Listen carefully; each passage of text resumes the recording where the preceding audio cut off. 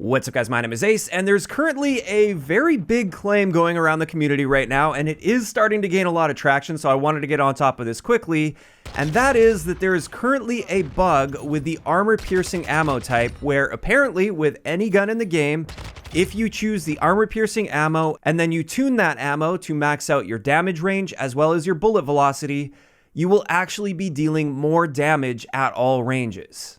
Now, of course, in hearing this and seeing the video about it that somebody uploaded, I'll address that toward the end of the video, I wanted to put this to the test for myself, and I want to show those results off to you guys. Because again, I just want to restate, the claim here is with any gun in the game, if you use armor-piercing rounds, tuned out for maximum damage range as well as maximum bullet velocity, which by the way makes our damage stat bar increase, so it looks like it's increasing our damage, apparently this massively boosts our damage.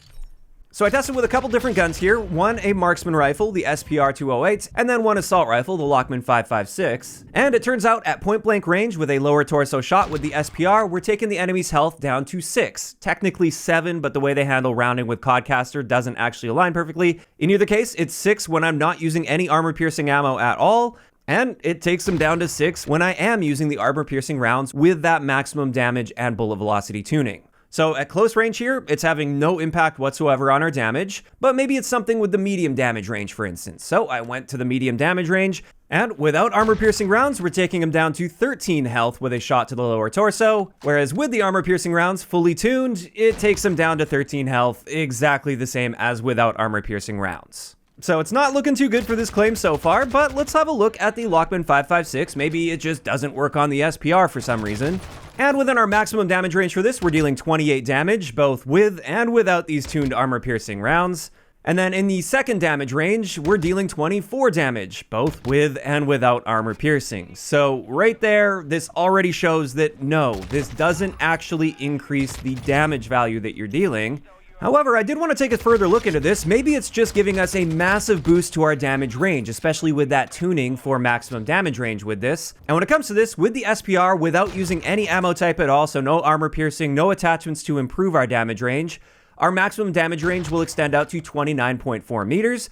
Whereas when we now include these armor-piercing rounds fully tuned for damage range and bullet velocity, our new maximum damage range is about 30.6 meters, and this is roughly a 4% change to our damage range. And that is hardly noticeable. I'd even call that a pretty much negligible impact to our damage range. As for the Lockman 5.56, without any armor-piercing rounds, our maximum damage range is 31.9 meters, whereas when we do tune this, it's now going to be 33.1 meters. This is about a 3.75% change to our damage range, so just like with the SPR, this is almost negligible when it comes to the change to our damage range with this armor-piercing tuning.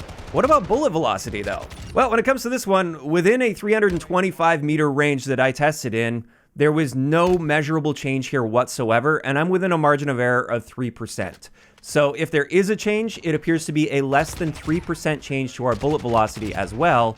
And as a result, the conclusion we can draw from this is, first off, of course, no armor-piercing rounds, no matter how you tune them, as far as I can see, have any impact whatsoever on the damage that your gun will deal. All it's going to do here, if you fully max out that tuning, is slightly improve your damage range, and maybe improve your bullet velocity, but not to an extent that you would ever be likely to notice. So, what's all the hype about here? Why are so many people convinced that this is actually the case? And I've been seeing people call out Infinity Ward, calling for a nerf to this and a fix to this. Well, here's the deal. I want to approach this carefully. I'm not trying to call out the person that made this video. I genuinely feel that they thought they actually found something here. I don't think they were being disingenuous. I don't think they made this up trying to clickbait or anything. I just think their testing methods were very slightly off. And what I mean by this is the main thing in these videos is he was testing a marksman rifle, and he was talking about hitboxes with like upper chest and stomach. And I work with these hitboxes on pretty much a daily basis. I know exactly where one hitbox ends and one begins.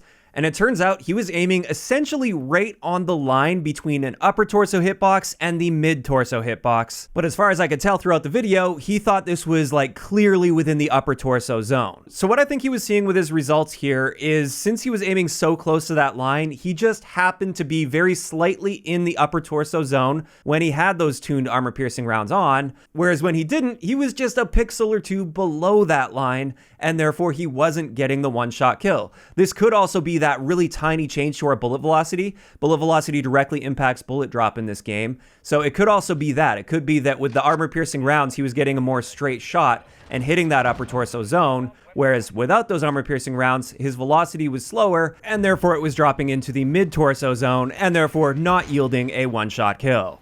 So that should explain the flaws with that testing methodology and why this guy, I think, genuinely thought that this was the case. Again, I don't want any hate sent his way. I'm not going to name any names, but I'm sure many of you guys know who I'm talking about at this point since it has started to gain some traction.